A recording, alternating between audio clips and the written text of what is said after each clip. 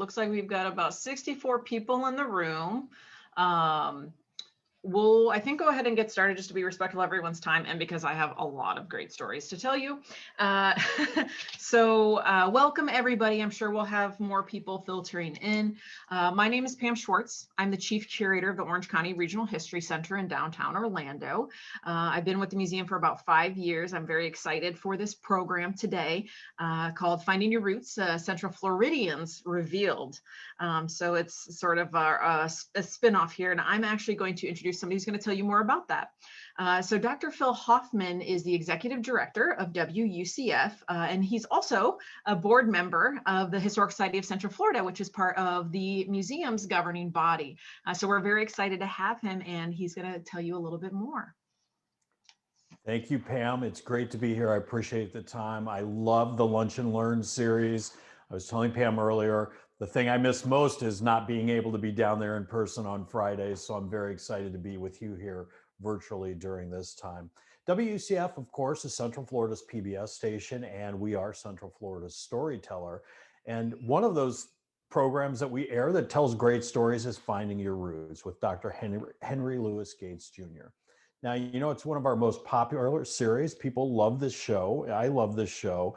And it really is exactly what we're talking about today. You go through the process of looking at somebody's family tree.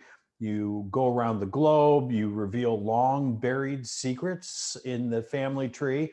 And we use every tool available on the show, from cutting edge DNA to plain old-fashioned regular sleuthing, just going through records and going through dusty volumes. At the center of it all, every single week, of course, is the executive producer and host, Henry Skip Gates Jr., the Alphonse Fletcher University professor at Harvard University, and he's also the director of the Hutchins Center for African and African American Research. Now, Skip often says that the show is all about how all Americans are related. Despite our present divisive politics, we're all related at the most fundamental levels, through our families, through our immigrant experiences, whether voluntary or forced, and at the level of the genome. You know, when we learned about the work that the History Center had done to trace the roots of some of our really well-known Central Floridians, we jumped at the chance to work together to produce a digital series about this work. So we're pleased to show you some of those clips now, along with some snippets from the current season of Finding Your Roots. And there's one more new one, so tune in on Tuesday night, this upcoming Tuesday at 8 p.m. to WUCF. You'll be able to see some great interviews with some folks on the show, including Nora O'Donnell, the news anchor, fashion designer Zach Posen, and Speaker of the House, Nancy Pelosi. And with that, I'll throw things back to you. Great. Thank you, Dr. Phil, for all of the amazing work that WUCF does. So much great programming, and everyone should tune into that all of the time. So a little bit of, you know, the normal Zoom rules before we begin. We are going to go into the presentation. I'm going to leave some time for questions at the end. So do populate those in the chat box, and we'll come back to those. And so what we're going to do is we're going to do a presentation. I'm going to be showing you a few brief clips. They're about a couple of minutes each as we go through the presentation. And then at the end, we'll have questions. And then at the very end, we actually get sort of a little sneak peek sizzler reel for the new season of Finding Your Roots. So that's super special. It is about 30 or 35 minutes long, which is why we're going to hold it to the end. So we understand if anybody needs to sort of hop off from watching that. I don't know how long everyone's lunch break is, but we hope that you'll be able to stay and join us for that. And I'll continue to stick around a few minutes after that in case there's additional questions, but hopefully you'll enjoy this.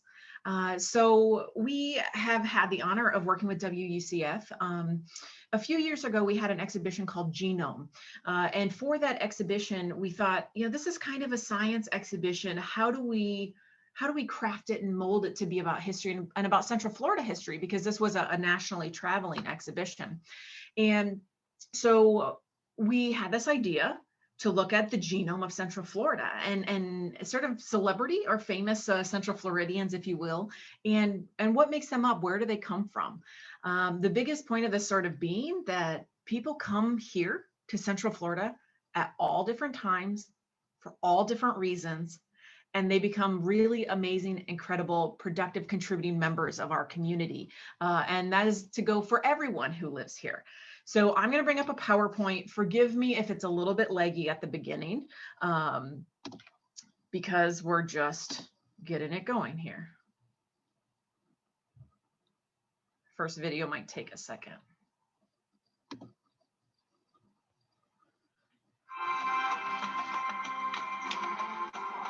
Explore the family histories of some well-known Central Floridians with Orange County Regional History Center's Chief Curator, Pamela Schwartz. In terms of American history, you've already got a Civil War soldier, you've got a Revolutionary patriot. Could you ever imagine that a family member of yours might have been one of the first Europeans to come over? John Alden was born in 1599 in England. When he was around 20 years old or so, a ship pulled into harbor and needed repairs. And generally speaking, the crew found him interesting and liked him, invited him along in case they would need somebody. Do you know the name of that boat? The Mayflower. About 100 people came over on the Mayflower, including John Alden, which is your 11th great-grandfather. Because to be from somebody that came over on the Mayflower is a very rare thing. Not only did only about 100 people come over on the Mayflower specifically, not the other ships, just the Mayflower, so many of them died in the first year. If we jump to your third great-grandparents, you'll see on the family tree here. Hold on. It just dead stops right here. Are you guys able to see the video, or you're only seeing me?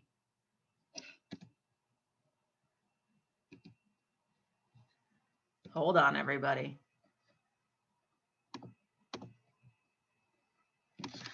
Yeah, give me a second. I'm going to screen share. That was really good. Forget everything you just heard. You think I haven't been doing this for a year and a half. Okay, let's try that again. Can everybody see? I don't know. Somebody put in the chat box. Can you see my screen share now? I don't know how to see the chat box now. Okay. All right. Let's try this again. Forgive me. My bad. We're all in this together, right? All right. Hold on. Okay. We're going to try this again. Thank you for texting me, Rick, so that I actually knew, since I couldn't see the share. Text me again if that's incorrect. Explore the family histories of some well-known Central Floridians with Orange County Regional History Center's Chief Curator, Pamela Schwartz. In terms of American history, you've already got a Civil War soldier, you've got a Revolutionary patriot. Could you ever imagine that a family member of yours might have been one of the first Europeans to come over? John Alden was born in 1599 in England. When he was around 20 years old or so, a ship pulled into harbor and needed repairs. And generally speaking, the crew found him interesting and liked him, invited him along in case they would need somebody. Do you know the name of that boat? The Mayflower. About 100 people came over on the Mayflower, including John Alden, which is your 11th great-grandfather. Because to be from somebody... Oh, goodness. That came over on the Mayflower is a very rare thing. Not only did only about 100 people come over on the Mayflower specifically, not the other ships, just the Mayflower, so many of them died in the first year. If we jump to your third great-grandparents, you'll see on the family tree here that it just dead stops right here, essentially. What that is called in African American genealogy, essentially, is the 1870 brick wall. We cannot find any documentation about Robin Presley before 1870. And the reason for that being is that we're pretty positive that he was enslaved, and probably his entire family. Mhm. So there just aren't records. There are individuals, of course, who their families came at different times or were free when they came here. Now, we don't know necessarily about your father's side, but we know that this matches your DNA. That is your South Carolina African descendancy. Mhm. So already your family tree is really matching your DNA. Before this, I haven't thought about much. Mm-hmm. Genealogy and just who I might be related to, and it's kind of overwhelming. Yeah. Just to think about all of the people that are running around that you are probably related to and don't even know. Absolutely. It's really sort of interesting to see your two sides of the family sort of stand on different sides Yeah. of American history. Right.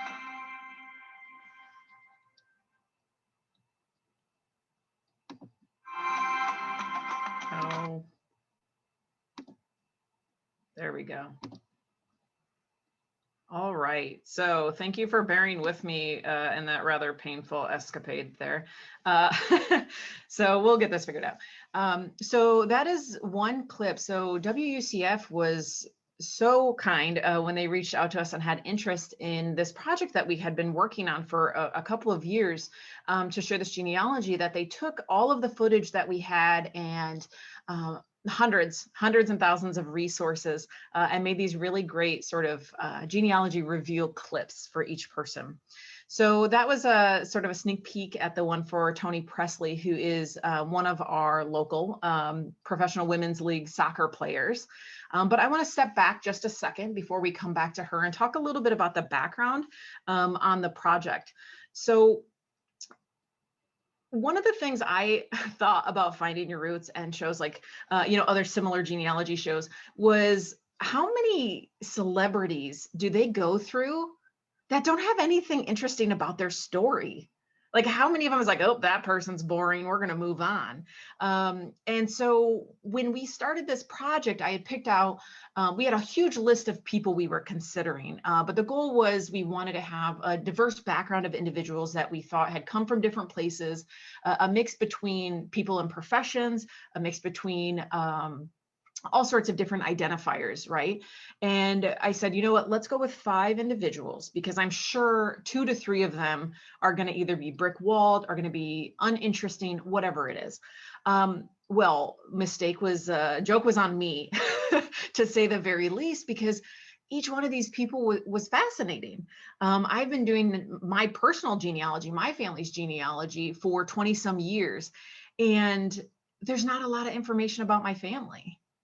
They were kind of just simple individuals in the terms of they went to work and they came home, and they weren't in the media. They weren't celebrities. They were honest, awesome, hardworking people. So it's just hard to find a lot of information about them, but every new name is interesting. So everybody does have interesting stories. You just have to find them. Not everybody has famous ancestors. Everybody thinks they're related to some king of England. Now, some people like Brooke Shields are, but others no. So we, digging into this, did look at 5 different people. We're only presenting 4 today. The 5th we did was George Estevez, who is no longer a Central Floridian, so we won't be focusing on him, but interesting nonetheless. This picture you see in front of us is the end result of the research we did for these individuals. I should have put a comparison photo on here. Now, this is Toni Presley's genealogy binder that we gave her, and it is about 10 inches tall. Now, Representative Thompson's binder was only about 2 inches tall, if that. And so a lot of work, but these are all of the different sources and all of the different stories that we found.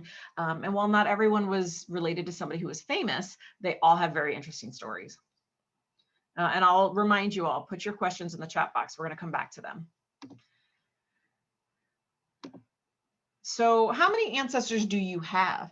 Now, I'm guessing, I know some of you mentioned that some of you do genealogy, some of you don't do genealogy, and maybe you're just interested in it. But you have a lot of ancestors out there, which means you have a whole lot of cousins out there. Because if you think about it, there was a period of time where people were having 11 to 18 children, if not more. Now, not everybody would live, but that was sort of the thing. So this is a nifty chart. Ignore this column on the right for a second. But when you look at this, look at how many ancestors you have. If you're doing genealogy, you have, I can't see because there's this thing on my screen. Hold on. 4,096 10th grade grandparents. So if you're looking at, say, my generation and your parents are born around 1950s or 60s, that means your 10th grade grandparents are born around 1675 or so. They usually look at about a 20 to 25 year span per generation. So you have to get back pretty far. Now that column on the right, looking at this chart again, just sort of piqued my interest. Again, I've been doing genealogy for 20 years. Now, granted, I wasn't as good at it 20 years ago as I am now, but that column on the right is the number of how many of those of mine I've found. So I know my parents, my grandparents, I know all of my great grandparents. I'm clearly messed up one of these numbers because that says 20, it should say 16. I apologize. But if you look at that, there's sort of a rise and then sort of a diminishing return on that. When you get out to my 10th grade grandparents, I only have one of those names. Now I have a lot of leads and I've got first names, but I don't always have a full name and understanding of those individuals.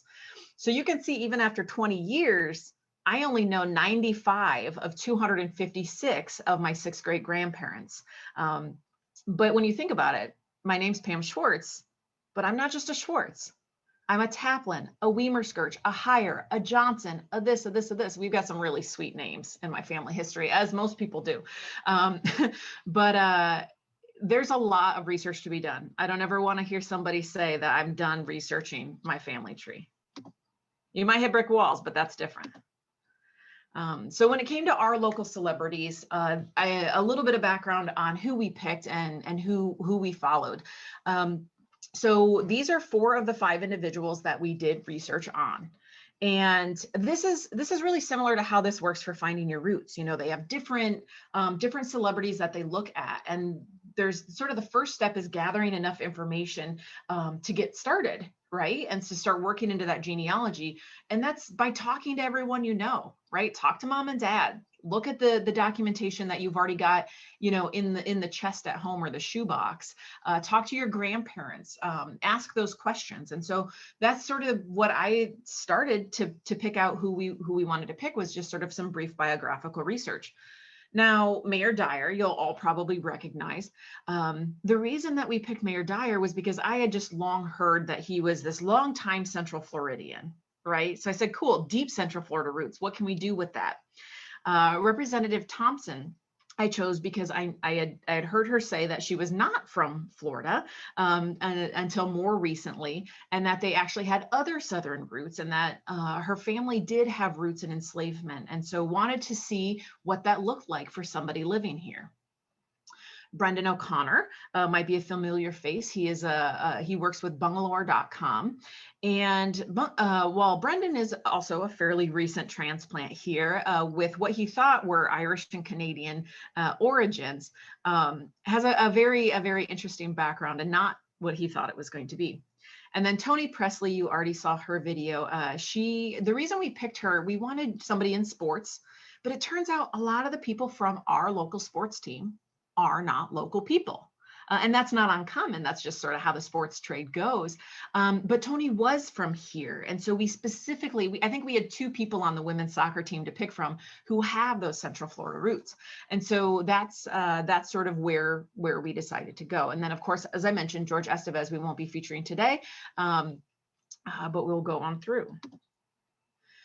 So as I was mentioning, the steps to getting involved, I've been steeped in my family research for so long, but I know nothing other than what I just shared with you. That was what I was starting with each of these people, was really the sort of base knowledge. And so we had to have conversations with each of them. And for every single one of these individuals, the answers were the same. I don't know. I'd never asked that question, or I kind of faintly remember this family story. Well, almost every family story, every bit of lore has some element of truth. So we started with fact finding. We got together, we met with people. Brendan, you'll see on the table there, did bring some really cool photos of his dad carrying Huskies since they're Canadian, and just started to get everything together. Now, we did ask our participants to do a DNA test. And part of it, what that does is helps us know what to look forward to when you're just getting started with genealogy. Well, if Mayor Dyer has a ton of DNA that's from Sweden, then we know we're probably going to get to Sweden at some point. I don't speak Swedish. So those were things for us to sort of think ahead and to prepare for. And while they're not always 100% accurate, they can start to give you an idea of the regions and time periods your family comes from. So again, this is often something they do on the actual Finding Your Roots show. Now, this is, as far as I'm concerned, also an actual Finding Your Roots show. Okay, I'm just not Henry Gates. So we did DNA tests, we did fact finding. If any of you have ever watched one of the genealogy shows, I love it when at the beginning, when people are like, I don't know. So they pick up the phone and they call their mom or their grandma. And they're like, hey, Ma, what was grandma's maiden name? Mayor Dyer did that during our initial fact finding. He called his mom and put her on speakerphone. And it made me feel like I was like a legitimate genealogist in that moment. Like, this is the next step. So it was a really fun process working with all of these individuals, looking at their own personal discovery and how we got there. With the DNA test, we had to wait for results. And in the meantime, we started doing research. And, I wish I remember where I kicked off on whose information. But once you get going, it's hard to stop. Unfortunately, sometimes you have to stop. In genealogy, if you do genealogy, you're very familiar with this thing referred to as the brick wall. The brick wall is essentially some facet that you run into that does not allow you to continue to move on quickly. Sometimes you can zoom through the generations. I often tell people it's likely I can take you 6 generations in just about 30 to 40 minutes of time, depending on whether there are obvious brick walls, such as adoptions or things like that in your background. But these were some of the very immediate brick walls that I hit. We had George was of Cuban descent, and I do not speak Spanish. I don't speak Swedish. We have some individuals who are enslaved. You heard me mention in Tony's video the 1870 brick wall in African American and Black genealogy. Mayor Dyer, one of his ancestors had like 5 different wives named Anne. Of course, mortality rates, people died a lot younger back then, often in childbirth, and trying to keep all of those Annes straight was really complicated. So brick walls are something that require patience and require walking away and coming back. And we certainly met some of those, and some of them we were able to break down, and others we were not. I had mentioned DNA tests. So if you've never done a DNA test, or if you have, but if you've not done one, then this will look new to you. And I wanted to share this screenshot so that you could kind of see how that looks. Now, we chose to do ancestry DNA tests, which are autosomal. They cover good authenticity to 5 or 6 generations or so. There's a lot of different varieties of DNA tests that you can do, and we chose this one only so I could also attach it to the tree that I was crafting for them. But that doesn't mean Ancestry is the best one. That's basically, DNA is like a whole separate presentation when it comes to which ones you want to pick, which types there are. There's ones that are for matriarchal lines, patriarchal lines, a lot of different things. But this particular one is Tony Presley's. Now, interesting things about the DNA tests is, again, it kind of gets you to regions. Now, this is an ongoing science. Each one of these databases, and again, they use DNA tests in Finding Your Roots as well for the same purposes that we did. But it's an ongoing science, and they continue to refine. So any one of these tests that you might do, what's happening is your DNA is being compared to everybody else in that company's test database. And so you'll see here that we're pretty spread out. Some people, my family, on both my mom and my dad's side, actually hails, not entirely, but a good chunk of, from this tiny island off the north of Germany, back into the 15 and 1600s. So that's, a big bubble on our genealogy. But it's just sort of interesting to see these different regions. And again, if you're starting to do your genealogy and it's not matching up to this at all, there's something there. Either somebody wasn't born where they said they were, or there's a lot of different reasons why it would not match. Maybe you accidentally went down the wrong line, in which case you need to be better about checking your genealogy. But sometimes it also has to do with changing boundaries. There are parts of Germany that were parts of other countries for a while. And so it's really important to also look at historical context of places. These are all, I'm just kind of sharing quickly a lot of the different tools that we had in our kit for doing this kind of research. So we've already watched Tony's video, and these are just clips. We had full hour and a half reveals with these individuals that maybe at some point we can make available online if you're interested. Each one could be its own episode, right? So again, WUCF did a really good job at distilling some of the great points. But Toni Pressley, like I said, is a soccer player, and she knew nothing about her background. She knew that her father did not know who his father was. And so we just started looking at the different avenues. And as mentioned in that video, we did see that on one side, we hit the brick wall, that her family had been enslaved prior to emancipation in 1865. But on the other hand, her family, other parts of her family came over on the Mayflower, and we're always in the northern climes. But after that, on that side, those two histories didn't really collide for her as best we could tell, but it's really interesting to have those. And in each one of these pages for each individual, I have just put a couple of different sources. The types of things we look at.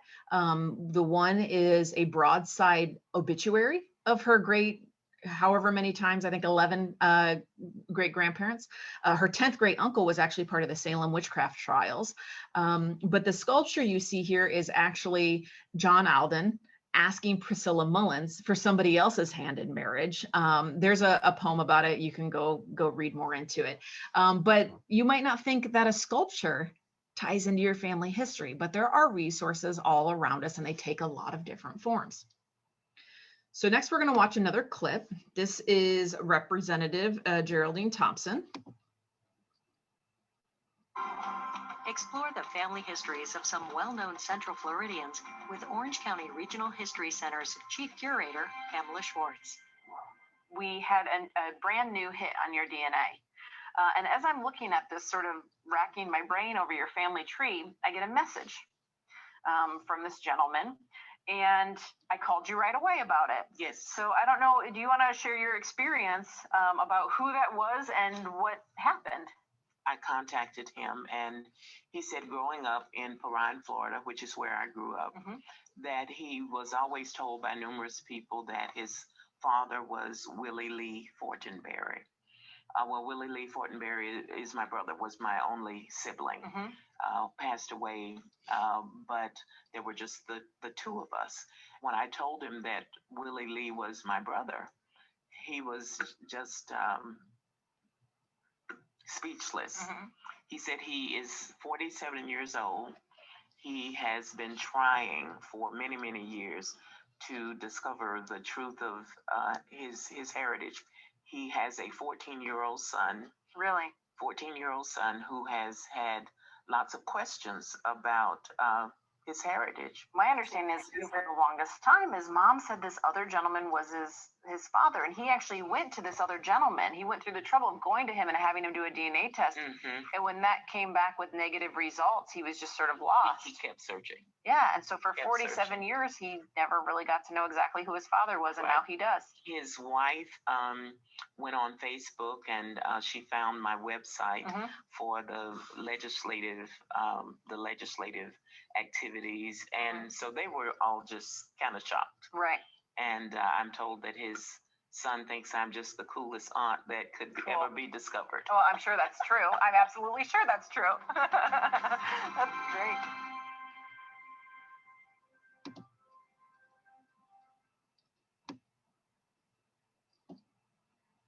All right, so I love these clips. They're so cool, if I don't say so myself. But we, working with Representative Thompson, I was a little bit worried early on because it's like I got exactly what I thought I was going to get into, which was that brick wall. But as other people's binders grew larger and larger and hers just sort of stayed the same, I was really just sad. And that's unfortunately a huge part of American history. There are millions of people who aren't able to research their genealogy because they are Black or of another color and aren't able to trace their ancestry because of those brick walls and because of enslavement. But the light at the end of the tunnel was that just about a month before we were supposed to open the exhibition that this was attached to, we had that DNA hit. And so it was really amazing to, if we can't tell you about your past, we can give you more parts of your present, right? So we were able to introduce her to that nephew who for 47 some years had been looking for his father. And so we should do another follow-up video because they actually, pre-COVID, back then, I think it was 2018, spent that Thanksgiving together. And they visited each other and they talk on the phone. And for Representative Thompson, it gave her a little part of her brother back because he had passed away several years, 6 or 7 years beforehand. And so that was a really amazing discovery, where one wall goes up, I guess another one falls down. And so that was just a really incredible thing. Another amazing item I will share is this is a land grant. For one of her relatives, the first generation that had come out of enslavement. This is him as a landowner. And so it was really amazing to be able to provide her with the documentation of him rising up and saving his pennies and working really hard. And a reminder, do put your questions in the chat box. I'll come back to those in comments at the end because I apparently can't do a chat box and a screen share at the same time. So that's just a little bit. Keep in mind, there's way more about all of these histories than I have time to share today. We're just going over some highlights and happy to talk at greater length about those. But I'm only really highlighting a couple of things for each person, but it's amazing to see how unique and different each of these are. Next, we're going to watch Brendan O'Connor.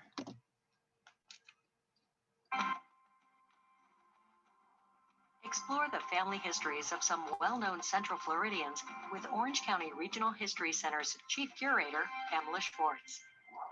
Based on O'Connor, you might have thought you were mostly Irish, but you actually have more general Great Britain. So you're at about 41% Great Britain, 38% specific to Ireland, Scotland, and Wales. So it's kind of a mixed bag. And then you actually have 7% Scandinavian as well. This is Bernard Bogue and Mary Non. Now they Can we sit in those names for a second? So for them, they were both born in Ireland. Okay. In 1840, Bernard was born, and Mary in 1835. Are these two photos of Mary Non? Whoa. Now, Look at her face. I will tell you something about this image. Do you know what this is? No. This is a death photo. What? So Mary lived from 1835 to 1905. So really only for part of her life was photography even available. And so often what they would do is they would take a photo of her after she had passed away and they would draw her to life. And you'll see they're a little unnatural looking and a very sort of stiff. And it's because they're trying to draw somebody who has passed away from this portrait and make them look like they were alive. Can you imagine in like 20 years, people are going to be able to go through our Instagram accounts? Yeah. Right. And that's how they're going to remember you. Yeah. Not through your death photo, No. But through all the amazing things you have on your This is Instagram. a sandwich she ate it. Yeah. We're lucky to find these photos because somebody had to have digitized them for me to find them. And who knows where the actual copies exist. And now we don't print our photos. So if things just kind of go away on the internet and we don't print them out, they may never be around for people to find. It leaves me to wonder in 100 years, how are we going to be doing genealogy? How well kept and archived is the internet going to be? Because if it's not, there might actually be very little to say for us. You're so smart. Yeah, I don't know about the smart.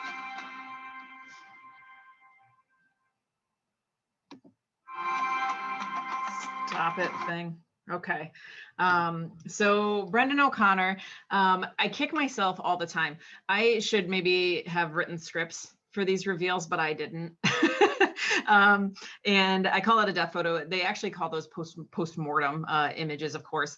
It doesn't matter what you call it. It's a very unique and interesting part of history, and was very, very fascinating to share some of those with Brendan.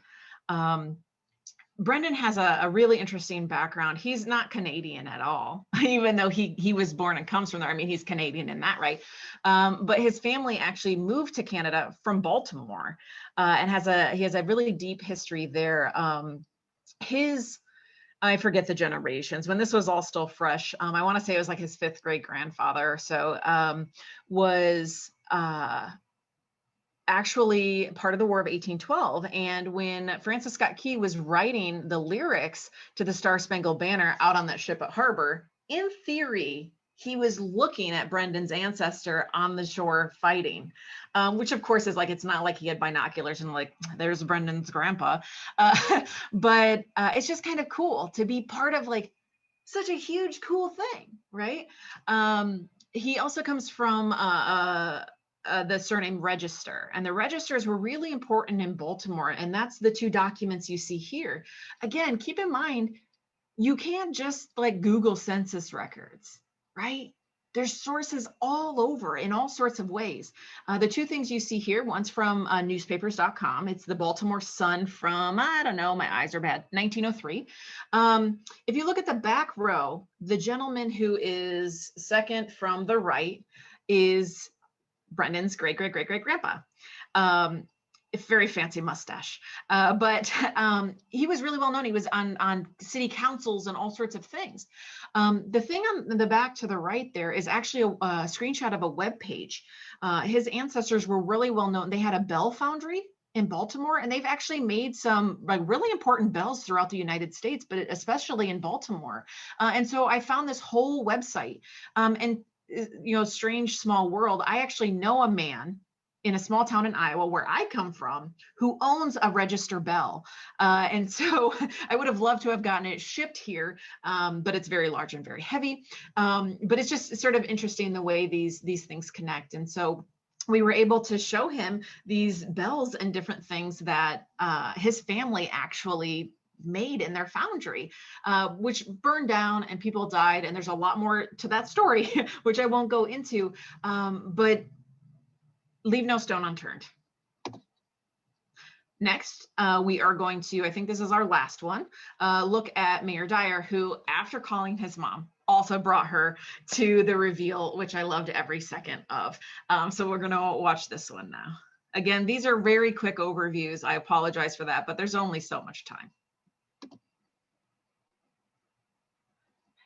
You actually have about 4 or 5 family lines on your father's side that make you eligible for the Sons of the American Revolution, which is a group, a descendancy group, only for individuals descendant from people who served the United States in some way during the Revolutionary War. What we've done is put together about a 65-page packet of source documentation that if you should so choose, you could send in along with this application proving your descendancy to become a Son of the American Revolution. Oh, wow. I will do that. And this is an honor reserved only for people. I can't do it. I never had anybody who was a part of the Revolutionary War. But you have almost, like I said, I think 4 or 5 different lines that would make you eligible. And we've gone ahead and put together all 65 pages you would need. Well, I have a bunch of cousins here in Osceola County. My dad had 2 brothers, so I bet they'll be very excited about that. Another thing about William is William left his will. William's will from 1843, which is pretty amazing. It is my will and desire that from and after the 1st date of March, my son William Logan, which would have been Garrett's brother, take possession of my servant man Troy. That would be a person who was enslaved. And him keep in his service for a term of 4 years. Thereafter, at the expiration of said term of 4 years, I do hereby declare that said man Troy be and remain free, and I do hereby emancipate said man Troy. Oh, wow.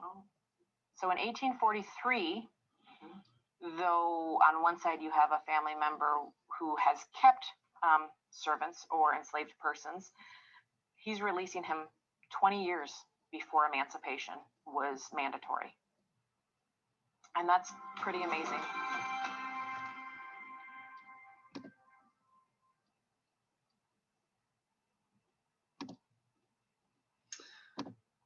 So Mayor Dyer, as you just saw, has a lot of interesting background. One of the stories that the clip didn't share, and I would love to tell this whole story, but I'm not going to, look it up. But his family was involved in the 1758 Fort Siebert massacre, which was actually a massacre between American Indian, Native Americans, American Indians, and the Dyer settlement, in which the Dyer settlement was attacked. And Mayor's fifth great grandfather was murdered. He was taken out via a hatchet. But his fourth great grandfather was a small baby. He was 1, and he was away visiting family someplace else with his fifth great grandmother. And so their not being at the site is the only reason that Mayor Dyer is here today. Because if you think about it, if anything changes in that huge family tree you have, it probably means that you're not here. Right? Because it takes every single perfect match of those individuals, or imperfect match, but every single match, let's put it that way, of individuals to bring you to where you are. You've got a little bit of every one of those individuals' DNA. And so we all have really rich backgrounds. It's just a matter of uncovering those, right? So I want to share a little bit about local resources, and then I'm going to go over to the chat box for questions. So make sure to put those in. It might take me a second to kind of scroll through and find those. But we have a ton of really great resources locally. Now, the History Center, we have a huge, the Joseph Breckner Research Library. We have a ton of genealogical materials. Now, while everything you'll find here is related to Central Florida research, now you might say, I'm a transplant. Nothing here is for me. Well, that's not true. I see Elaine was on trying to plug the CFGS earlier, but I'm going to plug them. The Central Florida Genealogical Society is an incredible group, and you might think that it's only for doing research here, and that's not true. It's for people who are here, who want to do research for anywhere. So the Central Florida Genealogical Society, look them up on Facebook and check out their website. Not meeting is regularly scheduled due to COVID, just like the rest of us, but they have, when under normal operation, an incredible amount of different meetings that you can attend, whether it be the regular meetings. They have different special interest groups for different regions, Ireland, Germany, etc.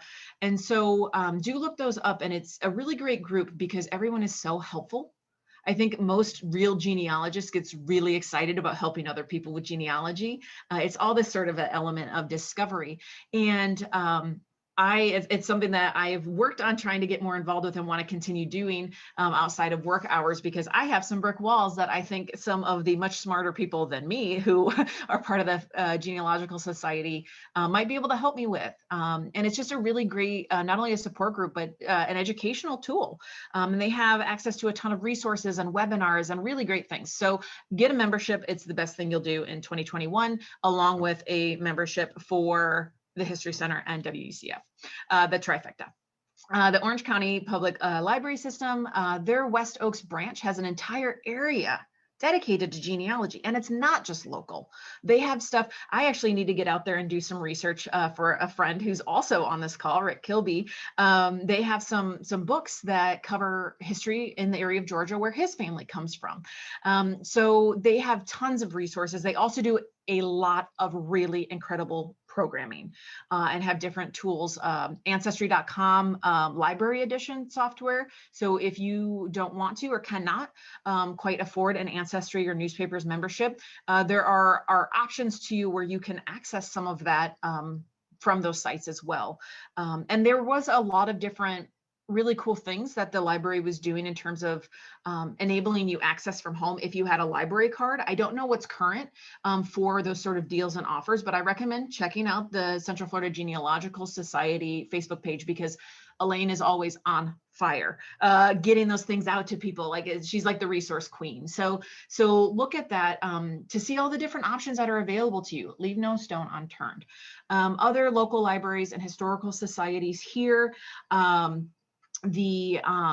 There is a family history center locally, also not open to the public right now, but normally ancestry.com, familysearch.org. Ancestry is a paid site. There's a free version, but you can't go very far on it. Family Search is free. Now, all of these sites have ups and downs. Again, sort of Genealogy 101 is a totally separate program, which we also offer. So if you're interested, let us know. But there's a lot of different options out to you. You can do a lot of this work for free, but at some point it can be very helpful and really move your research a lot more quickly. But you can be really smart about buying subscriptions. If you're like, hey, I have a lot of time this month. A lot of people do this over Christmas and New Year's. I have a lot of time to do research. I'm going to get a 1-month subscription and see what I can do, right? I don't necessarily recommend specific sites because you have to kind of figure out what works for you. If you want to talk about that, I'd be happy to have a conversation, but there's a lot of options and you can spend a lot of money very fast.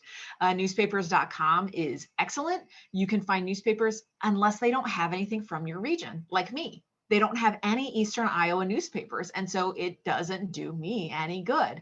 I mean, I still have the subscription for doing other people's research, but Fold 3 is a military site. I don't have a ton of military history that's historical, more recent, yes, but not historical.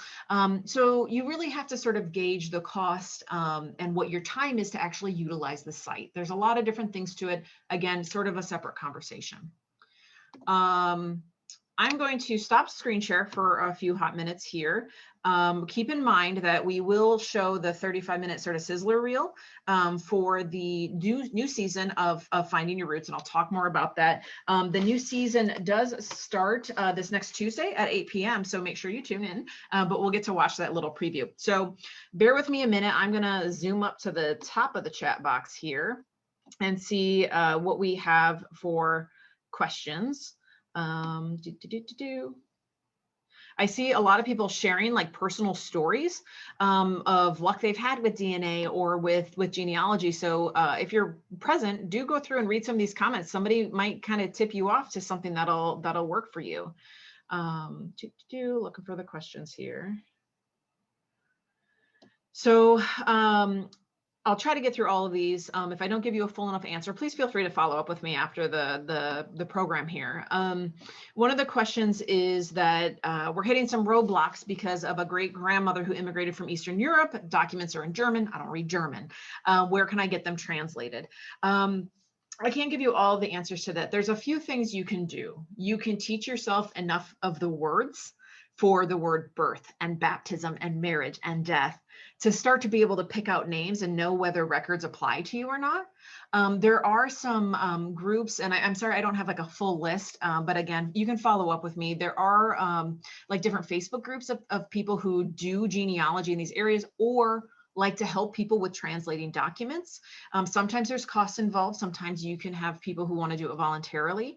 So there are some options out there. I can't answer your question directly right here, but again, feel free to follow up.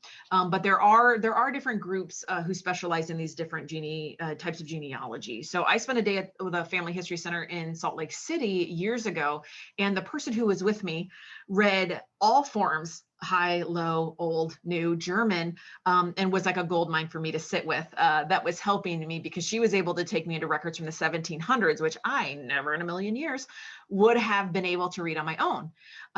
And so now I've familiarized myself enough with the documents that I can figure out the names and the relationships, even though I can't always read every single word. So there are options for that out there.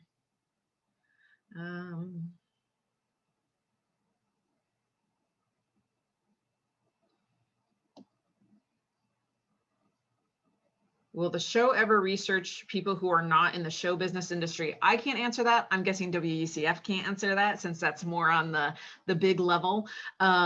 I don't know. There are other shows too. I don't know if I'm allowed to pitch those, but there are some shows that just like look at like commoners, right? Like the me's of the world that just look at normal people. I don't remember the names of all of the shows. If anybody knows other shows that you recommend, do drop those in the chat so that Mary, who's asking that question, can follow those.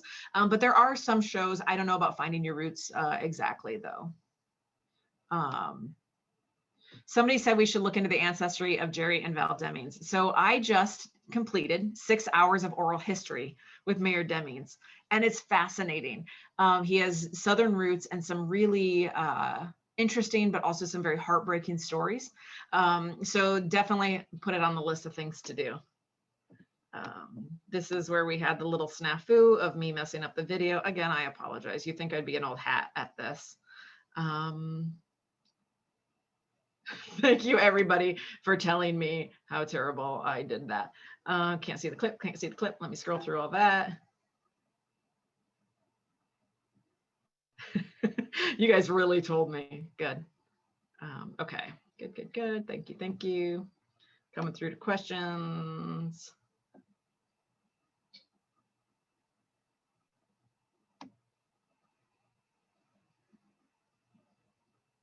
So my grandfather immigrated in 1912 to the US at the age of 18 through Philadelphia. How do I research where he came from? All I know is that he spoke German. Rumors of coming from Germany, Russia, Prussia, Bavaria. So again, I can't answer every one of these like genealogical inquiries in super in depth, but the best thing is to do is find as much information about him as you can here, right? There are records here about him that probably have birth date, a little bit about birthplace. Some census records, I can't say specifically, but like certain census records also had parents' names and birthplaces. Now, a lot of times that would just be like a country or an area. It wouldn't be like a specific town, but you can use those as clues, right? And then try to find the ship manifest that he's on. Now, depending on the person's name, like some of my family names, like William Johnson, could we get a little more common? There's a billion William Johnsons the same age who traveled over the same year. So that can be a little bit difficult, but really start local with the languages, you know, and get as much documentation on that person as you can, because you have to comb every box, every word, because you might find those little clues that start to lead you to that next step or that next stage. And a ship manifest is going to be able to tell you. And if you can figure out if you know his parents' names or his siblings' names, you might be able to find census records in those other countries that help you attach them together. Family members are really important for context, because sometimes it's the easiest or the quickest way to make sure that the William Johnson you're looking at is your William Johnson, because it's all the family members that you know to be true, right? So those are a couple little things. Again, follow up if I haven't answered clearly enough.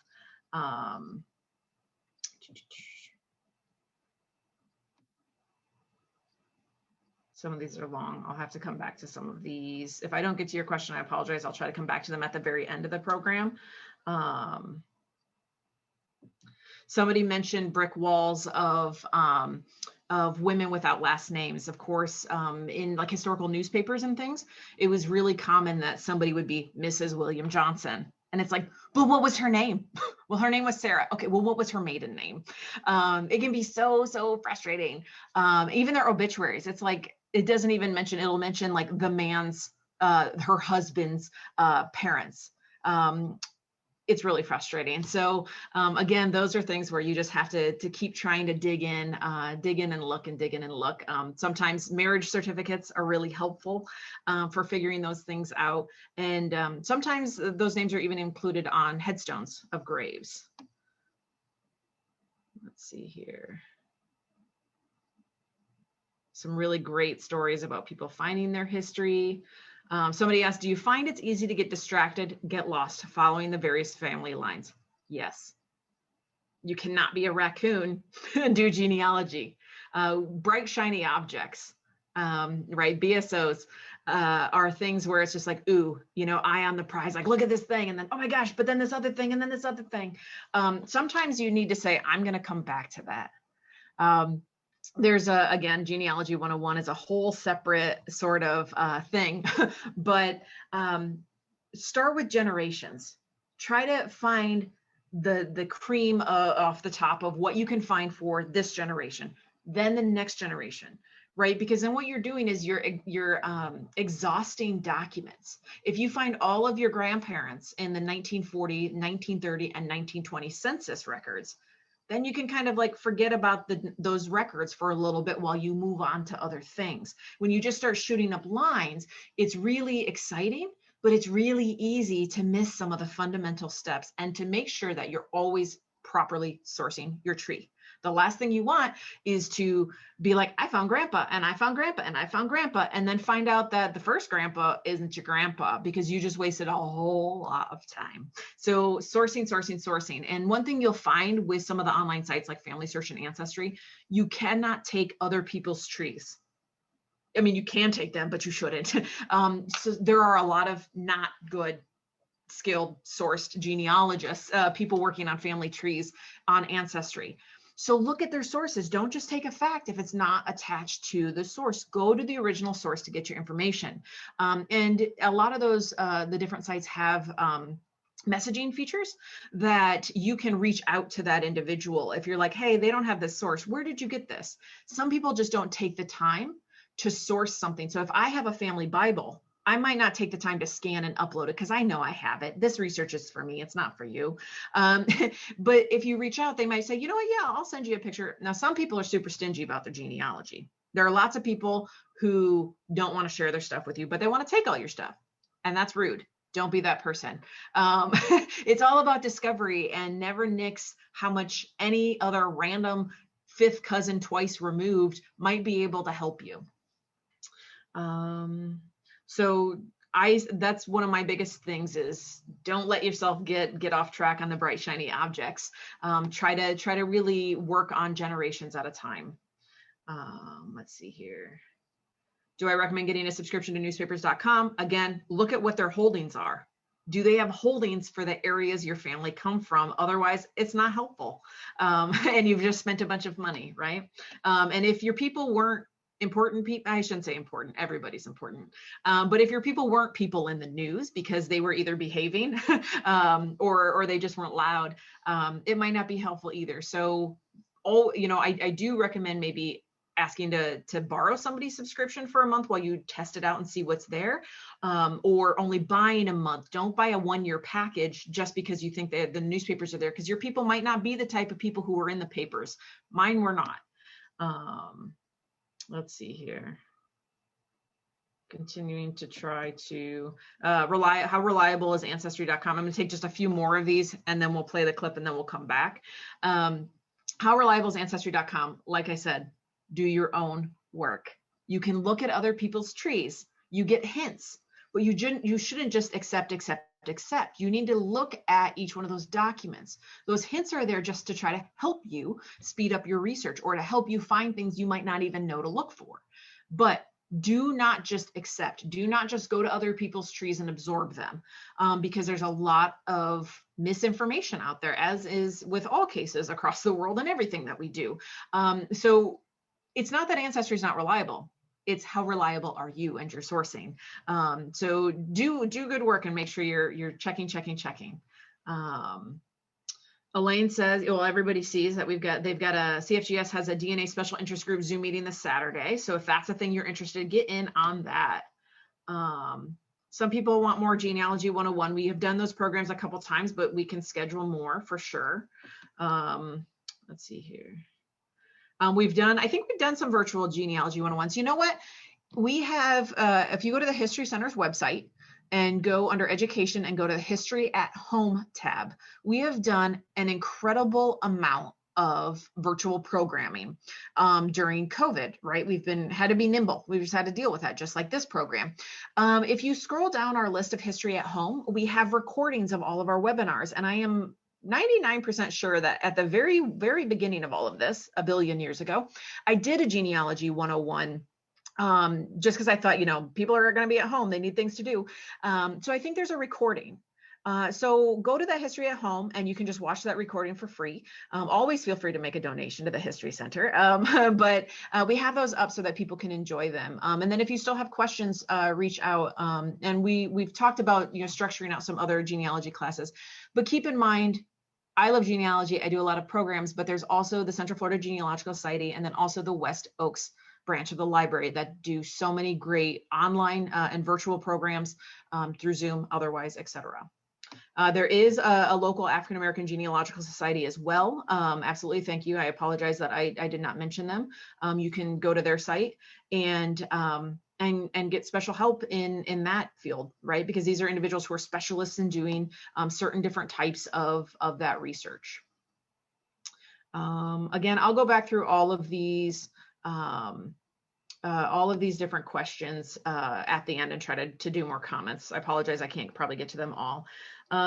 Somebody said they gave a CD to the library in Salt Lake City of a family member who had done research. Must I travel to Utah to see the contents?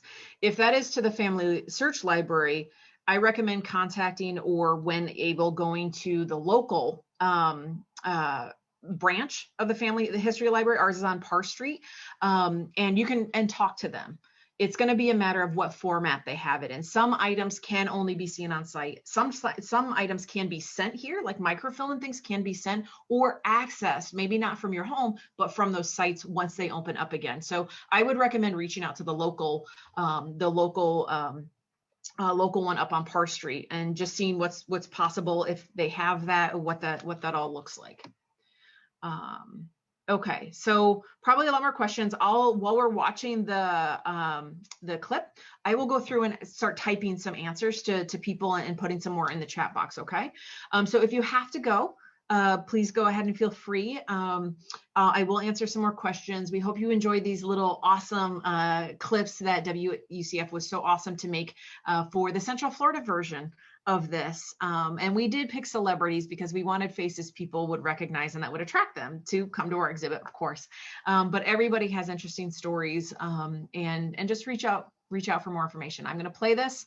I'll come back at the end and maybe take a few more questions if people are really eager to stay and do that. But feel free to enjoy or step out if you need to, and I'll also do some more work in the chat box. So let me bring this up. I'm going to share my screen this time because now I'm a pro.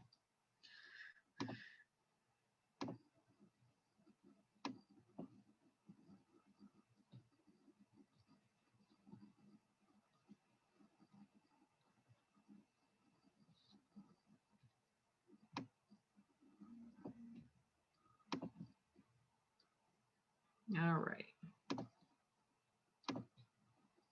So here we go. Again, this is about 35 minutes long. If you have to go, fine. But like I said, I'll also work on some more chat session things and we'll go from there.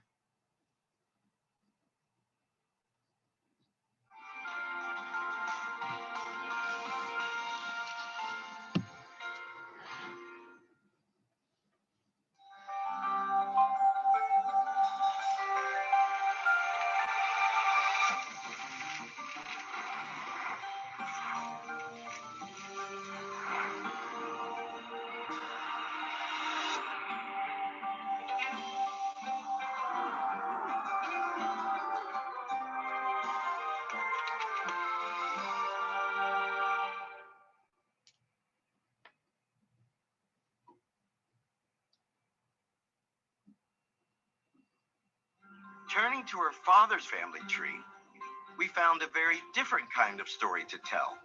The story of a man of privilege.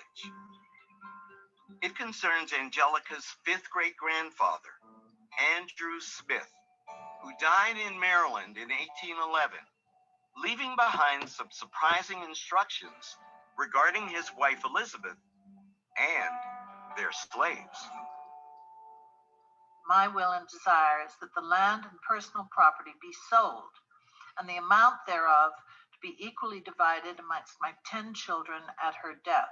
And my further will and desire is that my 4 Negro children shall be free, at the age of 30 years, to wit, Nicholas, John, Mariah, and Urias. You know what that means? It means that those 4 people named there, Nicholas, John, Mariah, and Urias, the enslaved children of your 5th great-grandfather, are your half 4th great-granduncles and aunt. Wow. I had no idea. As it turns out, Angelica wasn't my only guest with a DNA cousin. Isabella Rossellini had one too, bringing another Hollywood icon into her family tree. You want to meet this person? Yes. Please turn the page. No. Well, of course, a Swedish name. There you go. Scarlett Johansson. Scarlett Johansson. She's Swedish, of course. You share an identical stretch of DNA on your 6th chromosome with Scarlett, which means that you have a distant common ancestor somewhere in your family trees. Undoubtedly, a Swedish one. A Swedish one, of course. Amazing. She's your cousin. I find that. Well, and a wonderful actress, too.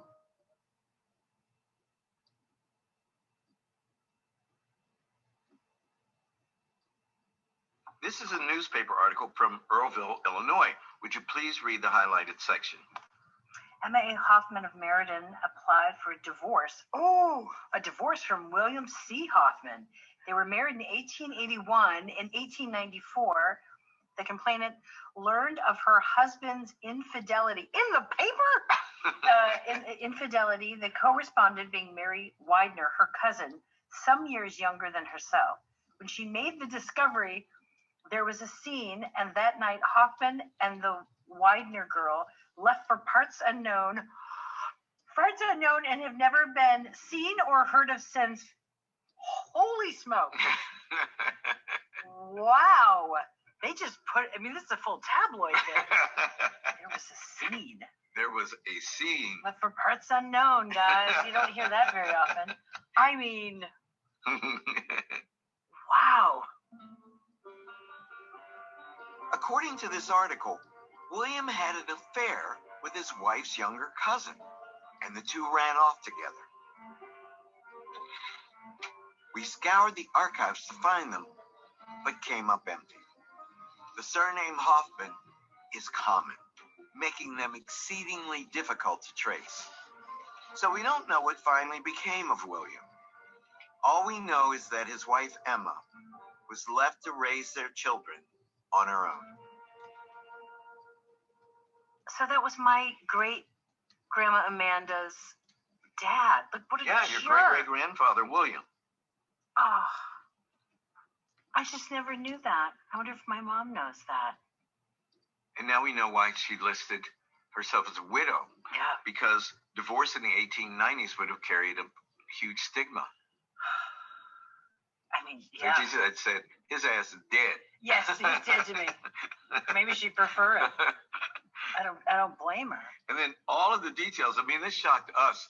All of the details just hanging out in the paper. No, I mean, that is a tiny, tiny town. And to have all of your business put in the local paper, I mean, it's already bad enough it's happening, and now you have to take care of your 2 kids in this farm by yourself.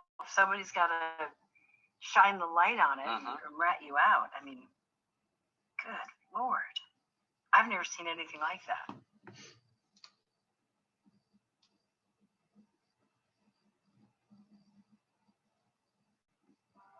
Justina has visited Patias and knows that she has deep roots in the region. But because her grandmother left, she knows very little about those roots. What I heard was that they were so poor, like so poor. My grandmother slept on plantain leaves. They didn't have electricity. They were just super poor, which is why they moved to the United States because apparently they were starving. That's what I heard. So were they farmers? They were farmers. My great-grandfather was a sugar cutter. That's a hard life. Yes, and then I don't know anything else. I just know that my great-grandfather cut sugar cane. Cutting sugar cane is, by any measure, brutal work, performed by hand in the scorching sun. For centuries, enslaved Africans supplied the labor. But after slavery was abolished on Puerto Rico in 1873, it became the domain of the island's working class, including many of Justina's family members. As a matter of fact, Justina has ancestors on almost every line of her family tree who worked on sugar plantations. Most were difficult to research because they left few records behind. But even what little we could find was powerful information to Justina. Julio Ruiz, head, male, age 56, occupation, laborer on sugarcane farm. Dominga Ruiz, wife, female, age 54. Anselmo Ruiz, son, male, age 24, occupation, laborer on sugarcane farm. There's your great-grandfather Anselmo at the age of 24. He's living with his parents, so you just met your great-great-grandparents, who are Julio and Dominga Ruiz. Have you ever heard those names, Julio and Dominga? No, but they're great. Julio and Dominga, those are great names. What's it like to learn this? Honestly, it blows my mind because I have never seen anything this official from my family ever. Wow. Never. Do you understand? Not a picture, not a marriage certificate, not a death certificate, not any of that. Nothing. So to see something official is like, okay, Wow. so I got some official stuff in my family. They existed. Yeah. And somebody took note. Yes. Isn't that amazing? It is. And it wasn't just them living up there in Jagual, Patillas, in the little mountain. No. Like there's proof.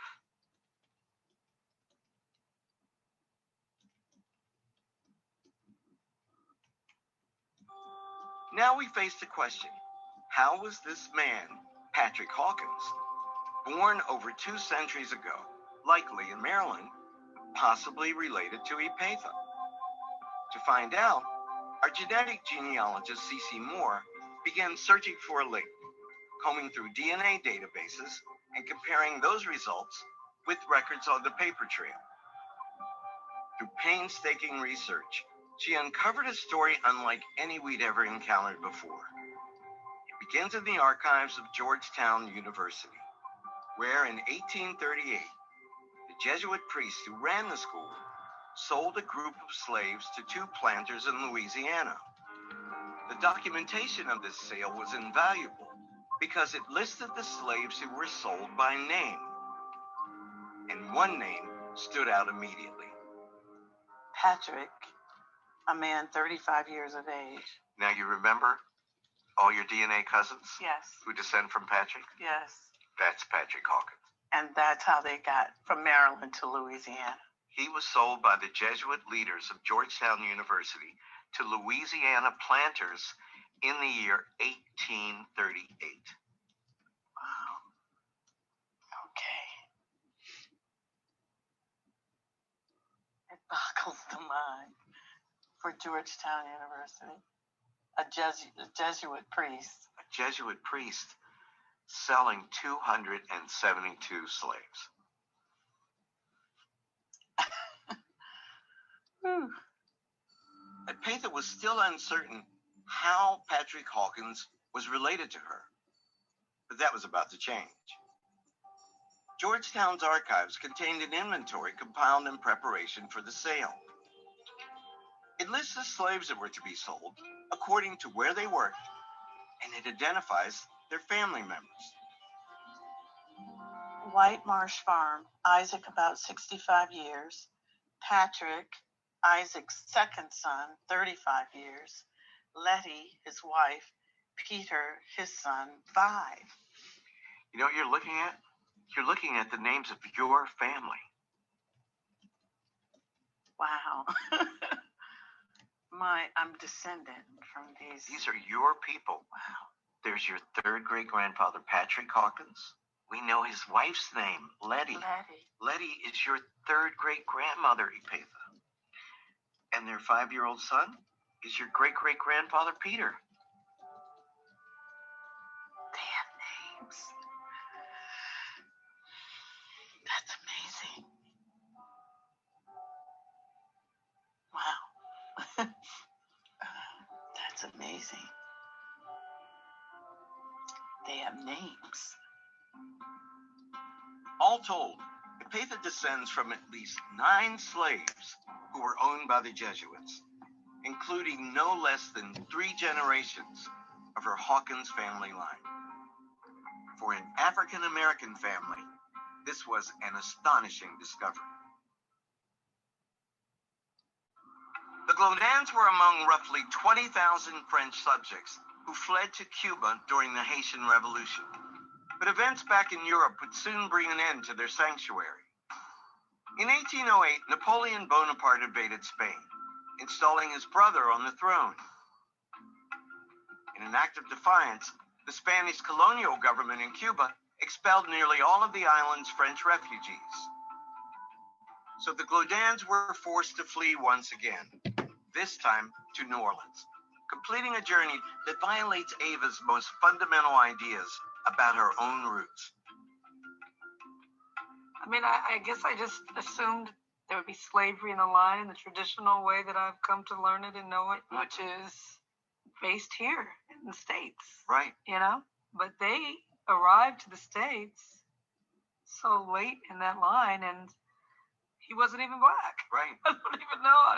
My mind is reeling and trying to figure out how we became, how this happened. Yours is not the typical up from slavery. This is not when we were That's picking what I thought, though. It wasn't happening. I mean, but isn't it so odd that part of, I mean, you know, not that it's been romanticized, but that there is this kind of singularity of narrative around African Americans in slavery, that there is this kind of shared, Right. You were brought here from continent on slave ships and you landed somewhere, Right. probably in the South, and there was this, you know, this long line of, but their slavery, touched many different parts of the world beyond the United States. Slavery is the oldest civilization. Yeah, and you know, there were other ways to get to this place. And it's not one standard narrative. Not one standard narrative, but that's become Mm-hmm. the narrative. Yeah.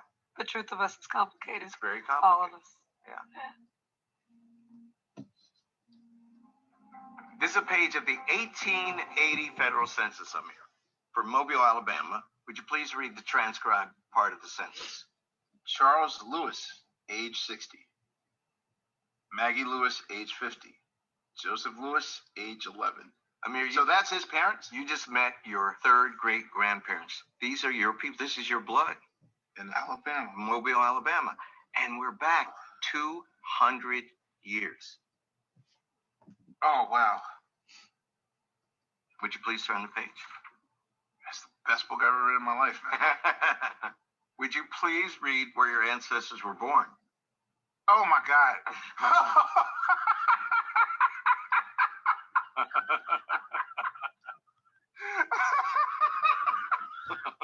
You hit the jackpot. Oh, man. According to the census, Questlove's third great grandparents were both born in Africa. This was an extraordinary find. Very few African Americans are ever able to trace their ancestors back to Africa by name. Charles Lewis, age 60. Place of birth, Africa. Maggie Lewis, age 50. Place of birth, Africa. How do you feel? I'm not overacting. I'm not. Yeah, I am at a loss for words. I'm just so overwhelmed right now because until an hour ago, I didn't know who I was.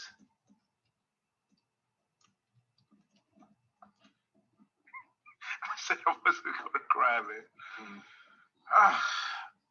I didn't know who I was or who I came from.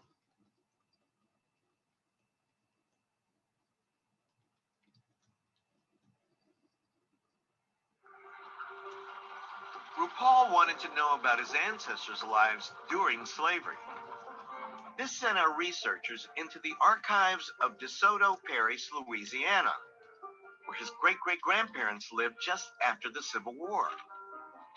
Here we found records for a man named David Cresswell, who had owned slaves before the war, which got us wondering, since RuPaul's great-great-grandfather was named Isaac Cresswell. Could Isaac have been owned by David? We can't be certain, but in the slave schedule for the 1860 census, we saw David's slaves listed not by name, but by age and gender. It's kind of humiliating. It's very humiliating, actually. It's, I can feel for them. I really do. I want to show you something. Please turn the page. That's David Cresswell and his wife, Julia. That's the man whom we believe owned your great-great-grandfather. Well, it looks like Nicolas Cage, by the way. I would never think I'd ever get to see their faces. How does it feel to see that? It's weird. It feels really weird because, you obviously you have to forgive people for what they've done. They were doing what they were taught to do. Mm-hmm. But it's interesting. I kind of don't know what to feel about it. They're somehow so distant from me, but at the same time, your great-great-grandfather was seeing them every day. Absolutely. And beaten by them and their rights taken away by them. And it's very difficult to think of that kind of human cruelty. Oh, yeah. It's a hard burden to carry. There was a final beat to this story, one that provided a note of optimism. In the same parish in which Isaac likely lived in slavery, we found another document dated April 13th, 1870, recording his marriage to RuPaul's great-great-grandmother, Annie. So when that record was created, most African Americans had only had the right to marry for the past 5 years. If you were a slave, legal marriage did not exist because you were property. So after the Civil War, lots of Black people who had been in loving relationships got married as soon as they could. And there's the marriage record. What do you think it meant to your ancestors, finally, to have the right to marry? Well, the obvious thing for me is, I'm married, and it's an interesting thing. Two men have just now, recently been given the right to marry, and to this, how it mirrors what was happening then, and how humans on this planet can keep people who love each other apart. So that parallel is pretty interesting. And it reminds us that rights that we take for granted haven't been there forever and could be taken away again. Yeah. So that we have to be vigilant. Yes. Yeah. Turning to his mother's roots, we focused on his Cuban ancestry, which would mean confronting a central fact of Cuba's past: slavery. Scholars estimate that Cuba imported nearly 1 million slaves from Africa. But as the child of immigrants growing up in America, Narciso was only dimly aware of this aspect of the island's history. And that awareness came to him in a unique manner. My mom was very connected to everything African. I mean, we were exposed to African religion and music, and so much of what is Cuban to me came from Africa. I always felt very close to the Yoruba tribe, and learned and studied about their deities, their religions, and the music and the food and everything. As it turns out, Narciso's ancestors were far more connected to Africa than he could imagine. In the archives of the province of Matanzas, we found records showing that his third great-grandfather, a man named Juan Lorenzo Benavides, owned a farm of more than 200 acres. But that wasn't all Juan owned. What is all that? Narciso, this is a baptismal record. Would you please read the translated section? Daughter of unknown father and of Juana Locumi, slave of Don Lorenzo Benavides in this parish. And unto this child I performed the sacred ceremonies and prayers and named her Maria Victoria. You have any idea what you're looking at? Shadiness. You got it. This is a baptismal record of an enslaved 3-month-old child whose name was Maria Victoria. Narciso, Maria Victoria, as well as her mother, Juana, were slaves owned by your third great-grandfather, Juan Lorenzo Benavides. Incredible. What's it like to see that? Sad, but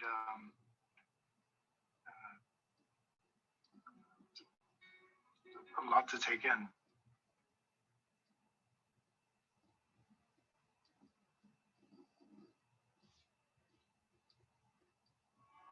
It began in the archives of Pike County, Alabama, where we found Gail's grandparents marrying on July 30th, 1917.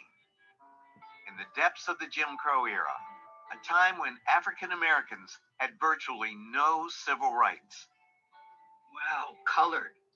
Did your grandparents ever talk about that time? I can't even remember. That's one thing I would do differently. Mm-hmm. I probably, if I wanted to, I could count on both hands how many actual conversations I had. Mm-hmm.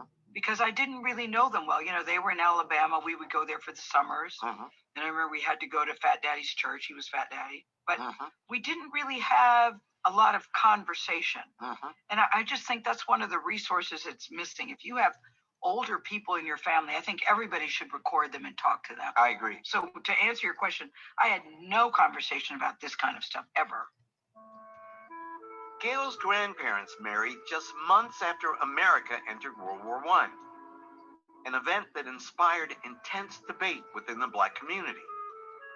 Many leaders, like W.E.B. Du Bois, encouraged the enlistment of young Black men as a step towards equality.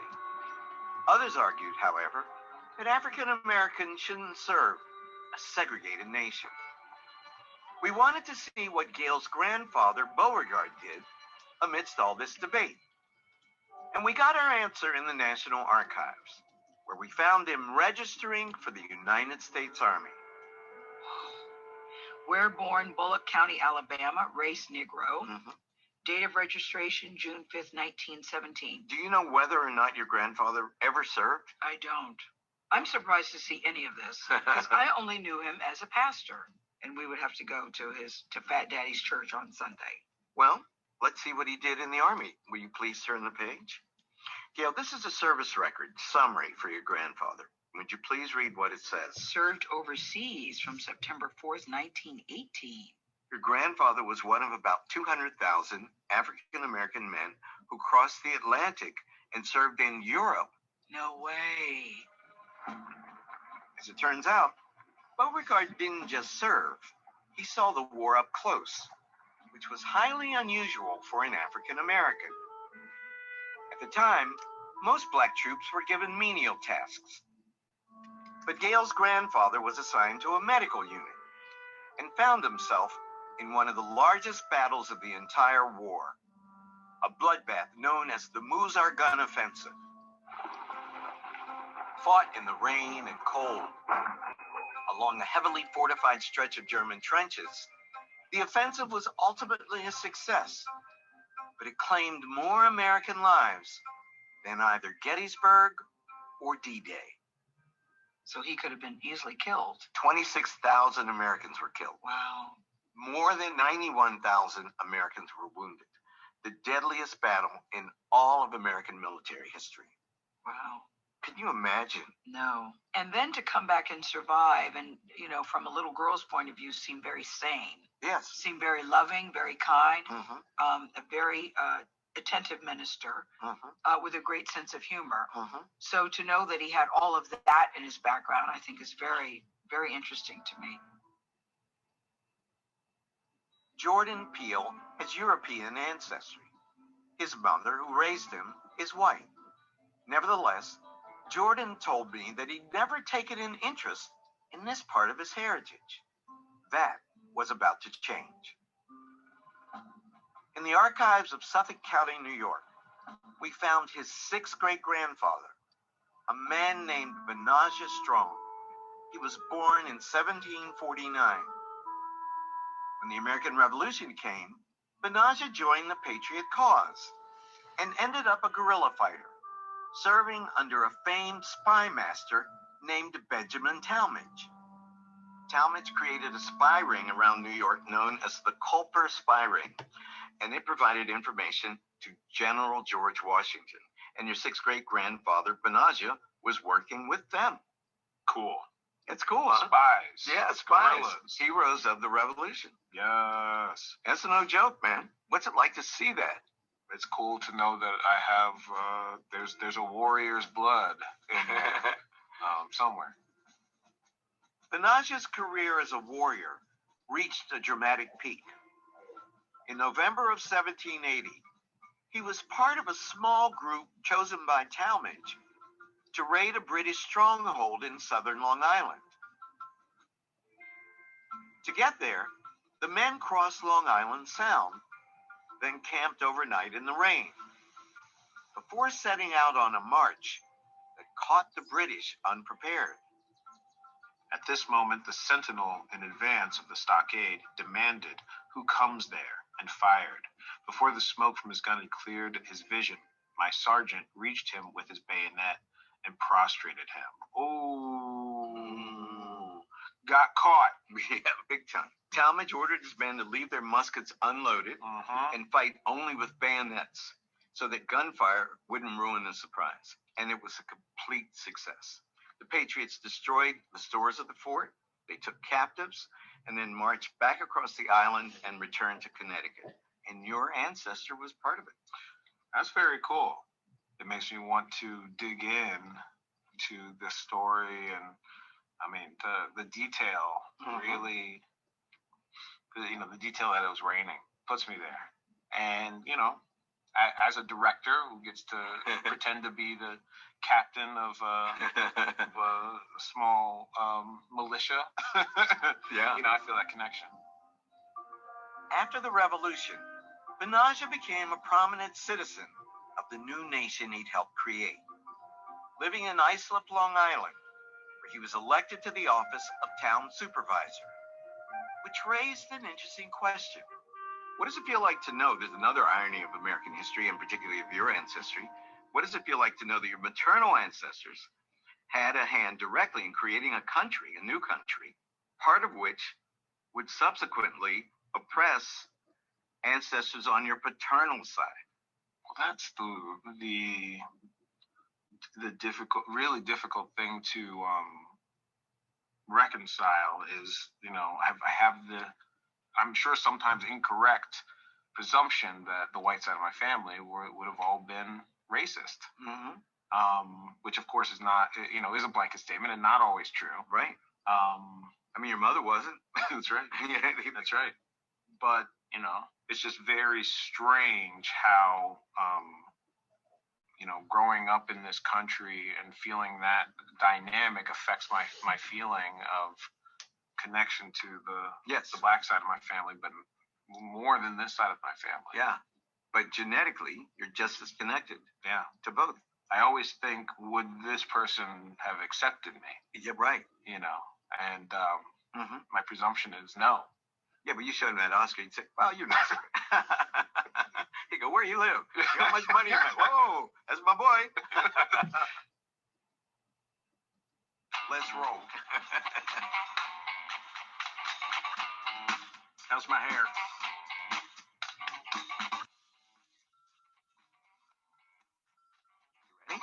Ready?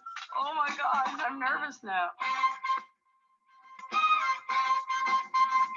I hope you find something shocking. No! Yes. How fantastic! I'm rearranging all of the stories I've ever been told. Everything's sort of recalculating, recalibrating. This is tripping me out. Oh my God, this is blackmail material. It's getting very emotional.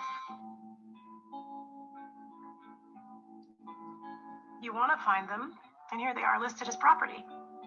But then to see them scream out on the census, no, here's my name. Those words, man. I felt those words when I read them. I just kind of wish I could go back in time and fix things. But imagine this, your grandfather lives under the radar for 16 years. In America. Illegally. Wow. To be an immigrant is to be as courageous as it comes. So I take great pride in the courage that they had to take a chance on America. Who knew it was going to be this heavy? Man. It's weird that in some ways you're pining for something. Yeah. It's not just information, You feel a reach. I feel a reach from this. You're descended from a patriot. That's the best news I've heard all day. Makes me feel like a badass. John S. Worrell is charged with fornication. I like him. It's kind of dramatic, though. It sounds like a movie scene I'd write.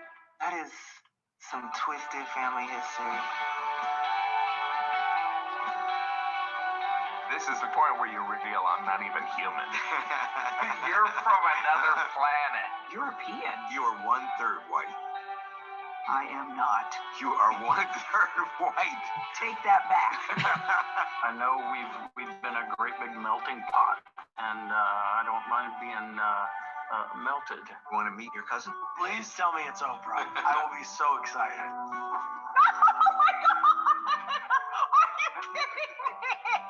You and my father are DNA cousins. Oh, my brother! There's something so empowering about knowing where you come from, where you descended, what your story is. It fills in the blanks for me. It's in terms of, where I got the chutzpah to do what I do. This is the American dream, right? It is. This is worth more than anything. This is priceless. This is my new favorite book.